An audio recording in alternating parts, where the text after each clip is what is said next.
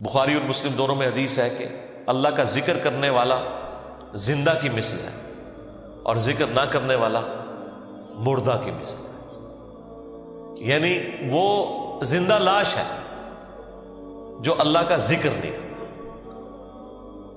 جامعہ ترمذی میں حدیث ہے، ایک صحابی حاضر ہوئے، یا رسول اللہ مجھے کوئی ایسی نصیحت کریں کہ اس کے بعد مجھے کسی چیز کی ضرورت نہ رہے۔ نبی علیہ السلام نے کہا کہ تیری زبان ہر وقت اللہ کے ذکر سے تر رہے، بس یہ نصیحت تھی، یعنی صرف نماز کی حد تک نہیں، عام حالت میں۔ اچھا، ذکر کے لیے زبان ہلانا بھی ضروری نہیں ہے، دل میں بھی ذکر ہو سکتا ہے۔ اللہ کو یاد کرنا بھی ذکر ہے، غور و تفکر کرنا بھی ذکر ہے۔ اصل چیز ہے گاڈ اورینٹڈ ہو۔ بخاری مسلم میں حدیث ہے، جب تم نماز پڑھ کے اسی جگہ پہ بیٹھے رہتے ہو نا جہاں پہ نماز پڑھی تھی، اسی مصلی کے اوپر، جب تک وضو نہیں ٹوٹتا نا، کچھ ذکر نہ بھی کرو تب بھی فرشتے دعائے رحمت تمہارے لیے کرتے رہتے ہیں۔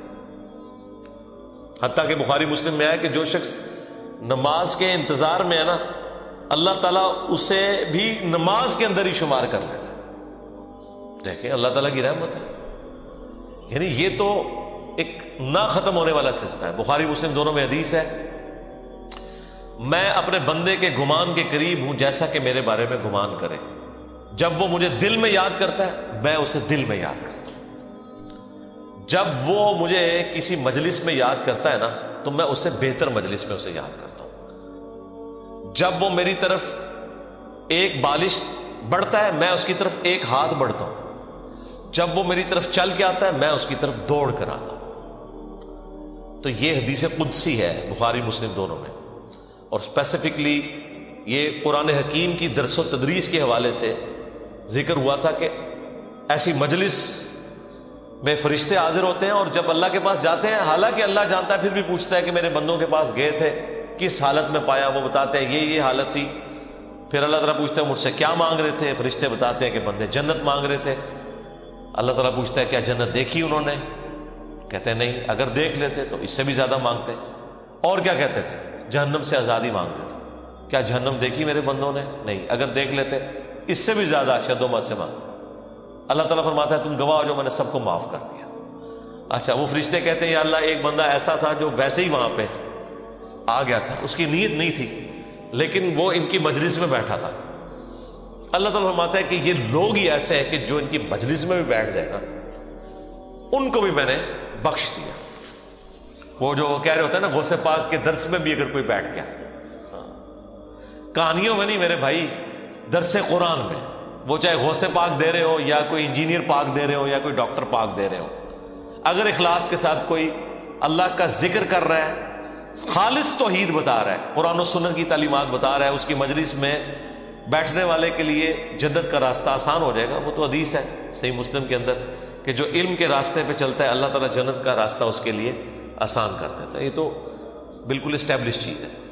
تو یہ ذکر ایسا معاملہ ہے کہ کوئی دل میں بھی یاد کرتا ہے نا، اللہ اس کو پھر دل میں یاد کرتا ہے۔ فَاذْكُرُونِي أَذْكُرْكُمْ، یہ تو قرآن میں سورۃ البقرہ میں ہے، اے میرے بندے مجھے یاد کر میں تیرا ذکر کروں گا، اور اس سے بہتر مجلس میں کروں گا، فرشتوں کی مجلس میں کروں گا۔ اور انسان کی کتنی خوش نصیبی ہے کہ انسان اللہ کو یاد کرے، اللہ تعالیٰ اس کے رسپانس میں اسے یاد کرتا ہے۔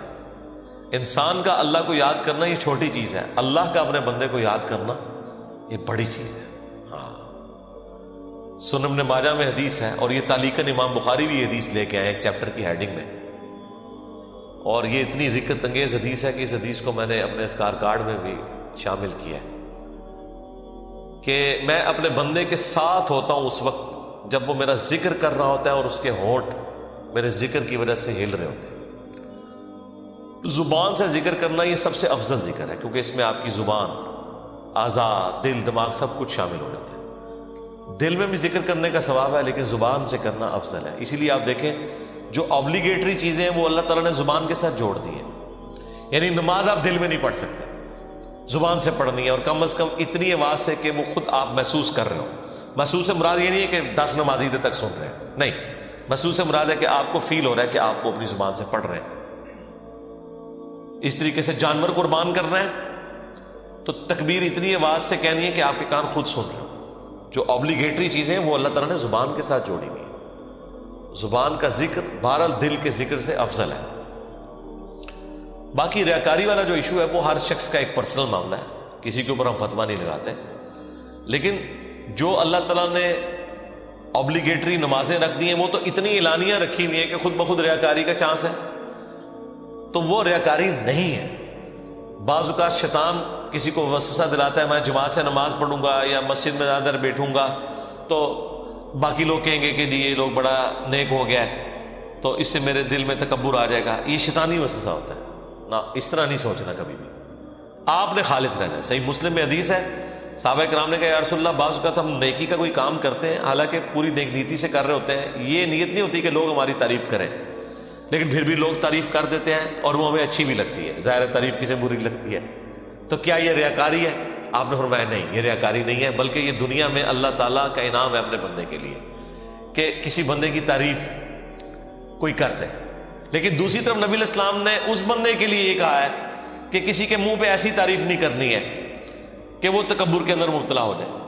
جس کی ہو رہی ہے اس نے خواہش کا اظہار نہیں کرنا کہ لوگ میری تعریف کریں. تو یہ باریک سے فرق ہوتے ہیں جس کی وجہ سے بعض اوقات شیطان, میں نے کئی لوگوں کو سنا ہے کہ جی ہم نے داڑھی رکھ لی تو پھر لوگ مسائل پوچھیں گے, لوگ ہمیں نیکوکار کہیں گے, اس لیے جی ہم داڑھی نہیں رکھ رہے. پھر وہ قرآن و حدیث سے سب سے بڑی دلیل دینا شروع کر دیتے ہیں جی ڈاکٹر اقبال کی بھی داڑھی نہیں تھی. قرآن و حدیث ان کے نزدیک یہ ہے کہ ڈاکٹر اقبال کی داڑھی نہیں تھی, اور پوری زندگی ڈاکٹر اقبال کو یاد کرتے کرتے مر جاتے ہیں. اللہ کے نبی علیہ السلام کو پس پش ڈال دیتے ہیں. کئی لوگ ہیں وہ کہتے ہیں کہ جی وہ جی ہاں نبی علیہ السلام خواب میں زیارت کروا کے خود منو ایک بار بھی کہہ دینا میں داڑھی رکھ لینی ہے, تو میں ان کو کہتا ہوں وہ 1400 سال پہلے کہہ کے گئے ہیں بھائی. اور اس سے بھی بڑھ کر اللہ قرآن میں کہہ گیا سورہ النساء کی آیت نمبر 119 کہ یہ شیطان کا راستہ ہے, کہ شیطان کہے گا. اس نے یہ وعدہ کیا تھا اپنے رب کے ساتھ وَلَآمُرَنَّهُمْ فَلَا يُغَيِّرُنَّ خَلْقَ اللَّهِ, اے اللہ میں تیری مخلوق کو ابھاروں گا کہ وہ تیری بنائی ہوئی تخلیق کو بدل دیں گے. تو یہ تخلیق اللہ نے دی تھی مرد کے لیے. اتنی داڑھی رکھنا کہ جسے عرف عام میں داڑھی کہا جائے یہ مرد کے لیے اوبلیگیٹری. تو ہر بندے نے کوئی نہ کوئی اپنے لیے لیم ایکسکیوز رکھا ہوا ہوتا ہے. تو میں ان کو بھی کہتا ہوں بھائی 1400 سال پہلے حکم ہو چکا ہے بھائی, اب کس حکم کا آپ انتظار کر رہے ہیں. تو بعض اوقات شیطان یہ بھی وسوسہ دلاتا ہے کہ جی اگر میں جماعت سے نماز پڑھوں گا تو لوگ کہیں گے یہ بڑا نیکوکار ہے لہٰذا میں گھر میں ہی پڑھ لیتا ہوں. نہیں بھائی, جو فرض چیزیں ہیں وہ آپ نے حکم پہ عمل کرنا ہے, اپنی عقل کو اس میں دخل نہیں دینا. اب داڑھی بھی سامنے نظر آ رہی ہے, داڑھی تو ظاہر چہرے پہ رکھی جائے گی نا, پیٹ میں تو صرف بزرگوں کی داڑیاں ہوتی ہیں, ہاں بابوں کی, اور جو کتابوں کے ماننے والے ہیں ان کی داڑھی تو باہر ہوتی ہے, وہ تو سامنے رکھنی ہوگی. اسی طریقے سے نماز بھی لوگوں کے سامنے ہی پڑھنی پڑے گی جماعت سے. یہ تو ہو ہی نہیں سکتا کہ آپ کہیں کہ میں نے جماعت سے نماز نہیں پڑھنی ہے, گنہگار ہوں گے. یہ مرد کے لیے میں کہہ رہا ہوں, عورت تو ظاہر ہے اس کے لیے تو حکم ڈفرینٹ ہے. تو یہ چیزیں اللہ تعالیٰ نے اپنی یاد کے لیے, دیکھیں کتنے الارمز فٹ کیے ہوئے ہیں, ہمیں کتنے سگنل پورے دن میں ملتے ہیں. انسان اللہ تعالیٰ سے اپنے آپ کو بے نیاز کر ہی نہیں سکتا. میں ایک ہسٹری چینل کے اوپر یا نیشنل جغرافک پہ ایک ڈاکومنٹری دیکھ رہا تھا. ایک کوئی نان مسلم تھا تو وہ مختلف مسلمان اسکالرز کے پاس تھا امریکہ میں, انٹرویو کرنے جا رہا تھا کہ ہمیں آپ ریلیجن کے بارے میں بتائیں کہ اسلام کیا ہے. تو وہ امریکہ میں ایک شیعہ عالم تھے, ینگ تھے. اس سے جب اس نے سوال کیا نا کہ اسلام کیا ہے, تو اس نے کہا اسلام خدا کے گرد سینٹرڈ ہے, بس کہ ہر وقت خدا آپ کے سامنے ہونا چاہیے. یہ اسلام کی بیسک ڈیفینیشن ہے. واقعی اس طرح یہی بات ہے. اسلام کیا ہے؟ ٹو سبمٹ یور ول, اللہ کے سامنے سر تسلیم خم کرنا. اچھا اب یہ بات مجھے بھی پتا, لیکن جب میں نے اس بندے کے منہ سے یہ بات سنی نا, پھر میں نے غور کرنا شروع کیا. اس نے کہا کہ ہر وقت اللہ آپ کے سامنے ہونا چاہیے. تو پھر میں نے سوچا واقعی یار اسلام تو ہے ہی سینٹرڈ اراؤنڈ گاڈ ہے. صبح سے لے کر شام تک ہر چیز خدا کے گرد گھومتی ہے. صبح اٹھ کے آپ پہلا جملہ کیا بولتے ہیں؟ الحمدللہ الذی احیانا بعدما اماتنا والیہ النشور. تمام تعریفیں اس اللہ کے لیے جس نے مرنے کے بعد مجھے دوبارہ سے زندہ کر لیا اور میں نے لوٹ کے اسی کی طرف جانا ہے. آخرت کا ذکر بھی ساتھ ہی ہے. یہ تلوار جو ہے نا یہ ہر وقت لٹکی رہے گی. آپ دیکھیں دنیا میں جتنی دعائیں ہو رہی ہوتی ہیں نا, آخرت کا موت کا ذکر ساتھ پیرلل میں آ رہا ہوتا ہے کہ تیاری. سٹارٹ ہی صبح کیا ہو رہا ہے؟ اے اللہ موت کے بعد زندگی دی ہے، اور پھر میں نے مر کے تیرے پاس ہی آنا ہے جو آخری موت ہے، جس کے بعد میں نے اٹھنا بھی کوئی نہیں، پھر قیامت میں ہی اٹھنا ہے۔ یہ سٹارٹ ہو رہا ہے۔ نماز پڑھیں گے، وہ تو ذکر کی اعلیٰ ترین چیز، واقعی میں صلاۃ لذکری، میری یاد کے لیے نماز کو قائم رکھنا، اور نماز کے بعد بھی اذکار، نماز کے اندر بھی اذکار، مسجد میں جانے کی دعا، وہ بھی گاڈ اورینٹڈ، مسجد سے نکلنے کی دعا، ٹوائلٹ گئے ہیں تو اس میں جانے کی دعا، اس سے نکلنے کی دعا، پھر گھر سے نکلے ہیں پھر اللہ کو یاد کر کے نکلے ہیں، جہاں جا رہے ہیں اپنا کوئی کام سٹارٹ کر رہے ہیں تو اللہ کے نام سے سٹارٹ کر رہے ہیں، اور ساتھ یہ ٹینشن لگی ہوئی ہے کہ فجر تو پڑھ لی ہے، اب زور کا وقت اتنے بجے ہے، اپنے آپ شیڈیول کو سیٹ کرتے ہیں تاکہ میں جماعت سے نماز پڑھ سکوں، تو بس جو یہ شیڈیول طے کر رہا ہے نا، وہ بھائی فجر سے لے کے زور تک نماز کی حالت میں ہے، کیونکہ وہ نماز کے انتظار میں بیٹھا ہے۔ نماز کے انتظار میں بیٹھنے کے لیے مسجد میں بیٹھنا ضروری نہیں ہے، کوئی اپنے آفس میں بھی بیٹھا ہے نا اس انتظار میں کہ میں نے نماز کے لیے جانا ہے، وہ نماز کے انتظار میں بیٹھا ہوا ہے، پھر نماز کا وقت آ جاتا ہے، پھر بازار میں جانے کی دعا، سواری پہ بیٹھے تو اس پہ دعا، وہ ساری دعائیں ذرا آپ پڑھیں، کوئی بزرگ بابا آپ کو ان دعاؤں میں نظر نہیں آئے گا، خدا سے شروع ہو کے خدا پہ ختم۔ یہ کائنات سینٹرڈ اراؤنڈ گاڈ ہے، ہماری زندگی کا مقصد خدا کی پہچان ہے، انبیاء کے دنیا میں آنے کا مقصد خدا کی پہچان ہے، ہر چیز خدا کے گرد گھومتی ہے۔ یہ اصل میں اللہ کو مطلوب انسان ہے جو سینٹرڈ اراؤنڈ گاڈ۔ تو آپ اس کے ذرا ٹیسٹ کو فیل کریں۔ الذین آمنوا، جو لوگ ایمان لائے، وتطمئن قلوبہم بذکر اللہ، اور مطمئن ہوتے ہیں ان کے دل اللہ ہی کی یاد سے۔ الا بذکر اللہ تطمئن القلوب، آگاہ ہو جاؤ کہ دلوں کا سکون ہے ہی اللہ کی یاد میں۔ یہ اللہ تعالیٰ نے سکون رکھے اس کے اندر۔ سکون سے مراد یہ نہیں ہے کہ دنیا میں آپ کو کوئی پریشانی نہیں آئے گی، اگر یہ مطلب ہو تو انبیاء کرام نے تو سب سے زیادہ بے سکونی دیکھی ہے، ہر آزمائش اللہ تعالیٰ نے ان کے اوپر ڈالی ہے اور وہ ثابت قدم رہے۔ مراد یہ کہ اگر کوئی آزمائش آئے گی تو وہ برداشت کرنا آسان ہو جائے گی۔ پھر دنیا حسنہ کیا ہے کہ دنیا میں اگر تکلیف بھی آئے تو صبر آ جائے گا کہ اللہ کی مرضی، انا للہ و انا الیہ راجعون۔ دیکھیں تکلیف میں بھی آپ کو یہ دعا سکھا دی گئی ہے، ادھر بھی موت ہے، اے اللہ ہم تیری طرف سے آئے تھے، ہم نے بھی تیرے پاس ہی آ جانا ہے واپس، تو یہ تکلیف جو آئی ہے نا یہ بھی تو ایک نہ ایک دن ختم ہو جانی ہے۔ بڑی سے بڑی تکلیف بھی اس دن تو ختم ہو جانی ہے جس دن انسان کو موت آنی ہے۔ بیمار تھا تو جب بندہ ہی ختم ہو گیا تو بیماری بھی ختم ہو گئی۔ تو دیکھیں ہر جگہ گاڈ اورینٹڈ، اللہ کی طرف متوجہ رہنا۔ تو اس کے لیے اللہ تعالیٰ نے آپ کو پورا جو شیڈیول دیا ہوا ہے۔ ابھی تو یار ان لوگوں نے ہماری نمازوں کے مزے خراب کر دیے ہیں، کاش آپ کے اوپر وہ دریچہ کھل جائے جو ایک بند دریچہ ہے، وہ سال میں ایک دفعہ کھلتا ہے قیام اللیل کی شکل میں۔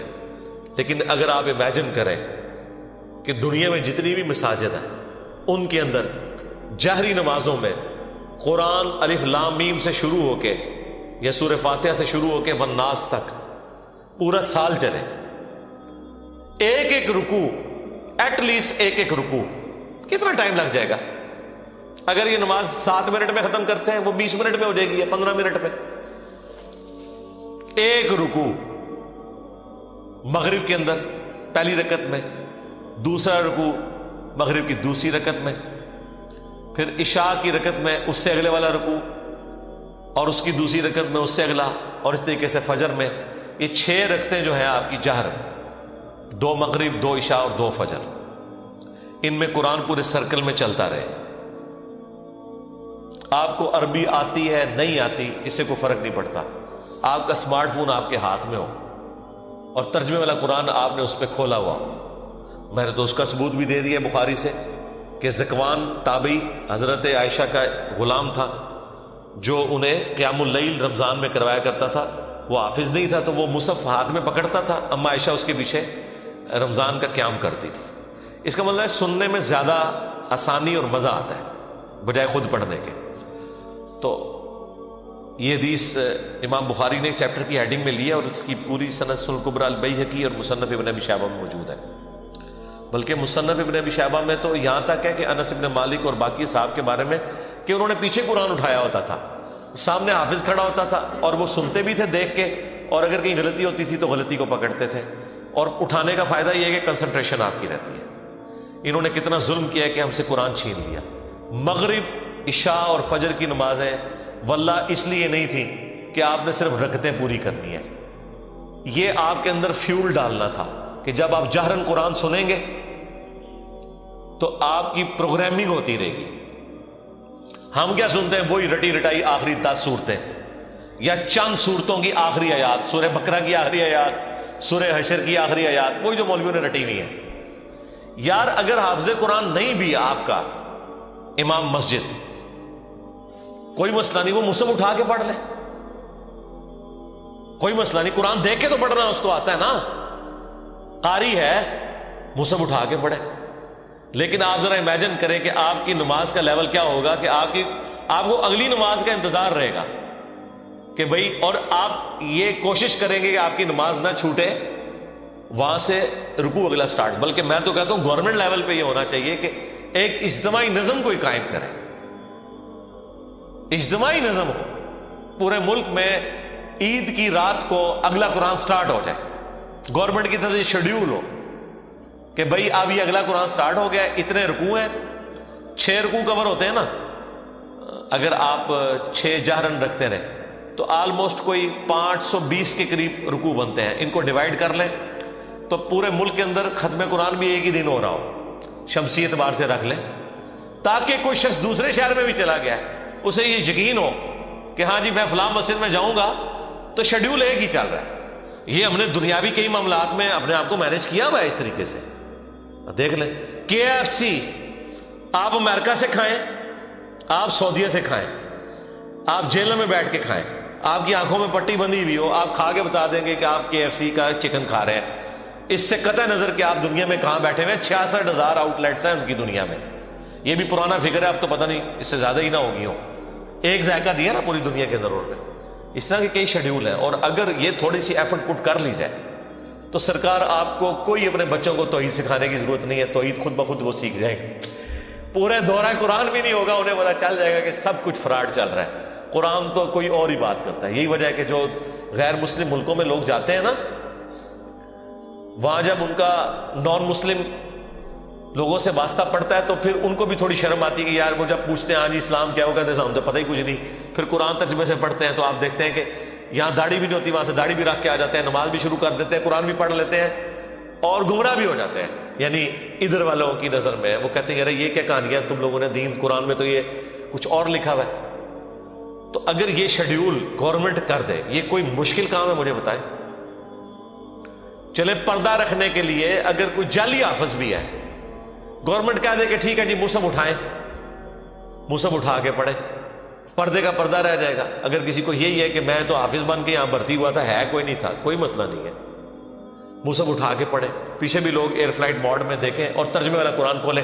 جب قرات ہو رہی ہوتی ہے اتنا آپ کو ٹائم مل جاتا ہے کہ آپ عربی اور نیچے ترجمہ بھی دیکھ سکتے ہیں۔ ویسے آپ اگر کوشش کریں نا کہ میں 6 رکوع روز کے ایک جگہ بیٹھ کے ترجمے سے پڑھوں، پھر پڑھ بیٹھے تسی، کوئی نہ کوئی کام آپ کے آڑے آ جائے گا، کوئی نہ کوئی مصروفیت آڑے آ جائے گی۔ اسی لیے اللہ تعالیٰ نے اس کو نماز کا حصہ بنایا ہے۔ یہ لوگ پوچھتے ہیں کہ جی جہرن نمازیں کیوں ہیں، لو سن لو پھر اس واسطے کہ جہرن کہ قرآن کے ذریعے پروگرامنگ آپ کی ہوتی رہے، آپ قرآن سنتے رہے۔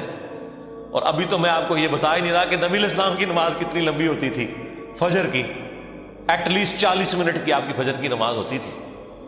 جی ہاں، میں تو ایک ایک رکوع کی بات کر رہا ہوں، وہاں تو پاؤ یا آدھا پارا پڑھنے کی بات ہے یا پارا پڑھنے کی بات ہے، چلے وہ نہیں ہے، ایک رکوع بھی کسی کی ہدایت کے لیے کافی ہے بھائی۔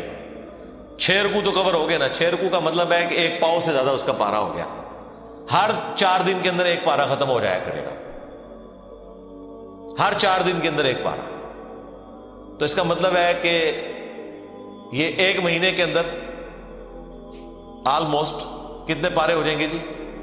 7 پارے، اور 4 مہینے کے اندر آلموسٹ آپ کا ایک قرآن مکمل ہو جایا کرے گا۔ تو 4 مہینے میں اگر قرآن مکمل ہو رہا ہے تو سال میں 3 قرآن تو ویسے ہی ختم ہو جائے گا، چوتھا تراویح میں ہو جائے گا، 4 قرآن آپ کے۔ تو سرکار ایک سال نہیں، ایک دفعہ بھی قرآن سے کوئی گو تھرو ہو گیا، اور پھر اللہ نے کیا اس میں مزہ رکھا ہے کہ اتنی موٹی کتاب ہے کہ بوریت بھی نہیں ہوتی. آپ جتنا بھی پڑھ لینا دوبارہ اس سورت تک پہنچنے کے لیے اتنا وقت گزر چکا ہوتا ہے کہ جب آپ وہ دوبارہ پڑھتے ہیں آپ کو بالکل نئی لگ رہی ہوتی ہے. اگر یہ چھوٹی سی کتاب ہوتی ہے تو 2-4 بار پڑھ کے کو بوریت والا معاملہ ہو جاتا. لیکن اللہ تعالیٰ نے یہ چیز بھی رکھی, اتنی موٹی کتاب, اور ایک ایک سورت میں ایسی ملٹی ڈائریکشنل چیزیں رکھ دی ہیں, واقعات علیحدہ سے رکھ دیے, حکمت کی باتیں الگ سے رکھ دی, آخرت کا ذکر علیحدہ سے رکھ دیا, ہر اعتبار سے اس میں ٹیسٹ رکھا. تو یہ قرآن ہماری زندگی میں آ سکتا تھا. اور یہ ویڈیو تو میں نے بہت پہلے ریکارڈ کی ہے کہ قرآن کو اپنی زندگی میں کیسے لایا جائے. میرے نزدیک تو اس کے علاوہ کوئی چارہ نہیں. یاد رکھیں, جو چیز آپ اپنی روٹین میں لانا چاہتے ہیں نا, کہ آپ اسے روزانہ کریں, تو پھر آپ اسے زندگی کی اس چیز کے ساتھ جوڑ دیں جس کے اوپر آپ کی زیرو ٹالرنس ہے, تو وہ آپ کی زندگی کا حصہ بن جائے گی. مثلا بڑے لوگ پوچھتے ہیں جی بڑی کوشش کی تھی, 1 مہینے تک واک کرتے رہے فجر کے بعد, بس پھر بعد میں نہیں واک ہو سکی, جی ٹائم ہی نہیں ملتا. تو میں ان کو کہتا ہوں آپ اس کو اپنی روٹین میں جوڑیں. روٹین آپ کی کیا ہے؟ نماز مسجد میں جا کے پڑھتے ہو, ہاں جی, بس موٹر سائیکل نہیں اب لے کے جانا, پیدل جانا ہے مسجد میں. فجر کی نماز کے لیے بھی پیدل جانا ہے. اپنی روٹین میں آپ جانا ہی جانا ہے. اگر مسجد 15 منٹ کی مسافت کے اوپر ہے, چاہتے نہ چاہتے 15 منٹ کی آپ کی واک ہو جائے گی. اور اس کو آپ کو یاد کر کے نہیں کرنا پڑے گا, سوائے اس کے کہ آپ نے جانا ہے تو آپ نے پیدل جانا ہے. یا عشاء کے وقت آپ ٹائم رکھنا چاہتے ہیں تو اپنی واک کا ٹائم وہ رکھ لیں, اور 5 نمازیں پیدل جا کے پڑھیں. تو آپ ذرا کیلکولیٹ کریں, ہر نماز کے ساتھ جانے اور آنے میں آپ کی واک اٹیچ ہو جائے گی, کیونکہ آپ نے روٹین کا حصہ بنا لیا ہے. جو انسان کو اسپیشل کام کرنا پڑتا ہے نا, اس میں انسان کو تردد ہوتا ہے. لیکن جو انسان اپنی روٹین میں شامل کر لیتا ہے, بس یہ قرآن بھی میں کہتا ہوں آپ اپنی روٹین میں شامل کریں. اور اس کو شامل کرنے کا طریقہ یہی ہے کہ فرض نمازوں میں امام مسجد کی منت مارنی پڑے, کوئی مٹھی گرم کرنی پڑتی ہے اس کی, کریں اسے کہ بھائی یار چل کچھ نہیں تو فجر میں تو شروع کر یار, مغرب عشاء میں نہیں کر سکتا. میں آپ کو بتاؤں, ہمارے اسلام آباد میں پنڈی میں ایک مسجد ہے, وہ روٹین کے ساتھ پچھلے کئی سالوں سے ان کی فجر کی نماز میں آلموسٹ 1 پاؤ قرآن کور کرتے ہیں, اور پورا سال ان کا قرآن چلتا رہتا ہے. سب کو پتا ہوتا ہے کل یہاں سے شروع ہو رہا ہے, لوگ پڑھ کے آتے ہیں گھر سے بھی, ایک وہ اس کا ٹیسٹ فیل کرتے ہیں. تو یہ تو مسلسل آپ کی روٹین میں جب قرآن آئے گا تو یہ وہ ساری گناہ, وہ ساری برائیاں جن کو چھوڑنے کے لیے آپ کو ایک ایفرٹ پٹ کرنی پڑتی ہے, وہ آٹومیٹکلی آپ کی زندگی سے نکلتی چلی جائے گی. جس طرح آپ نے دیکھا کہ بعض لوگ ایسے ہوتے ہیں, بڑی ان کی شاہانہ زندگی ہوتی ہے, لیکن کبھی ان کے اوپر کوئی غم کی کیفیت ٹوٹتی ہے, بالکل بھی زندگی میں سادگی آ جاتی ہے, پھر آہستہ آہستہ وہ دنیا سے ریٹائر ہونا شروع ہو جاتے ہیں. ایک غموں کا پہاڑ گرتا ہے, آخرت اورینٹڈ ہو جاتے ہیں آہستہ آہستہ آہستہ آہستہ. اگر آپ خدا کے ساتھ اٹیچ ہو جائیں گے, قرآن کے ساتھ اٹیچ ہو جائیں گے, تو ایٹ لیسٹ گناہ کا تو تصور بھی دور کی بات ہے, آپ اس طرف جانے کا سوچیں گے بھی نہیں, کیونکہ ہر وقت یہ آخرت کی یاد دلانے والی چیز آپ کے سر کے اوپر لٹکتی رہے گی. قرآن کی تلاوت سے دلوں کا زنگ کیوں دور ہوتا ہے؟ آخرت اورینٹڈ ہوتا ہے تلاوت سے, اس لیے کہ آپ جب قرآن کی تعلیمات کو سمجھیں گے, ذرا عربیوں کو تو تلاوت ہی کہنا تھا نا, انہوں نے تو ترجمہ نہیں کرنا تھا نا. اور تلاوت کا ایک معنی فالو کرنا بھی ہوتا ہے, ایک ہوتا ہے قرات کرنا اور ایک ہے اس کے پیچھے پیچھے چلنا. تو یہ ترجمے والا قرآن سمارٹ فون نے تو زندگی آسان کر دی ہے. میں کہتا ہوں جی سائنس نے ہماری دنیا تو آسان کی ہے, جو ہماری آخرت آسان کرتی ہے. آپ امیجن کریں اس یوٹیوب کی برکت سے صدیوں میں جتنے لوگوں نے توحید قبول کی ہے, چند سالوں میں ہمارے پلیٹ فارم سے کر لی ہے, جو امید ہی کوئی نظر نہیں آ رہی تھی. اور یہ آپ نہ سمجھیں یہ لوگ ہیں, یہ نسلیں ہیں. ہاں آپ ان کو ملٹی پلائی کریں تو یہ ساری سائنس کی برکت ہے. آج دین کتنا سیکھنا آسان ہے, اور اس پہ عمل کرنے کے لیے آپ کو موٹیویٹ کرنے کے لیے کتنے والنٹیئر اویلیبل ہیں, اگر آپ خدا کے ساتھ کمیٹڈ ہیں. اللہ تعالی ہمیں ہر وقت اپنی یاد میں رہنے کی توفیق دے. اللہ تبارک و تعالی اپنے ذکر پہ ہمیں استقامت دے. آج کی ہم قرآن کلاس کو اس دعا کے اوپر اہتمام کرتے ہوئے اینڈ کرتے ہیں. نبی الاسلام نے حضرت معاذ بن جبل سے فرمایا تھا, جامعہ ترمذی میں اور سنن نسائی میں حدیث ہے, اے معاذ میں تم سے محبت کرتا ہوں اور تمہیں نصیحت کرتا ہوں کہ ہر فرض نماز کے بعد اس دعا کو لازم کر لینا. اللہم اعنی علی ذکرک و شکرک و حسن عبادتک. ایک حدیث میں الفاظ ہے ربی اعنی علی ذکرک و شکرک و حسن عبادتک. اے اللہ میں تیری مدد مانگتا ہوں، میری مدد فرما اس بات پر کہ میں تیرا ذکر کروں، تیرا شکر کروں اور بڑے احسن طریقے سے تیری عبادت کرتا رہوں پورے پروٹوکول کے ساتھ. اس میں تو میری مدد فرما. اب دیکھیں یہ بھی اسی سے ریلیٹڈ چیز ہے. نماز پڑھ کے فارغ ہوئے ہیں اور نماز کے بعد یہ دعا کر رہے ہیں کہ اللہ میں تیرا ذکر کروں، تیرا شکر کروں اور احسن طریقے سے تیری عبادت کرتا رہوں، اس پہ تو میری مدد فرما. یعنی دعا سے اپنے آپ کو کبھی بھی غافل نہیں کرنا. سبحانک اللہم و بحمدک اشہد ان لا الہ الا انت استغفرک و اتوب الیک وما علینا الا البلاغ المبین. جزاکم